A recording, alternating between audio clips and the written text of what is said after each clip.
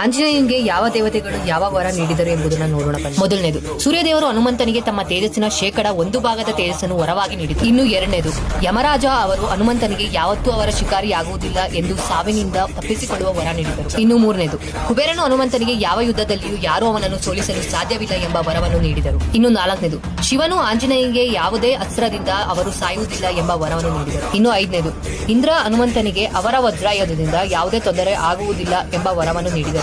ಇನ್ನು ಆರನೇದು, ಬ್ರಹ್ಮನು ಹನುಮಂತನಿಗೆ ದೀರ್ಘಾಯುಷು ಮತ್ತು ಅವರು ತಮ್ಮ ಇಚ್ಛೆಯಿಂದ ಯಾವುದಾದರೂ ರೂಪವನ್ನು ಧರಿಸುವ ವರವನ್ನು ನೀಡಿದರು.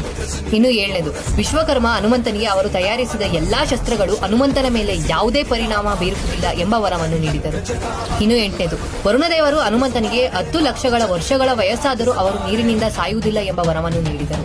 ಇನ್ನು ಒಂಬತ್ತನೇದು, ಶನಿದೇವರು ಹನುಮಂತನಿಗೆ ತಮ್ಮ ಪ್ರಭಾವದಿಂದ ಸದಾ ಮುಕ್ತನಾಗುವ ವರವನ್ನು ನೀಡಿದರು.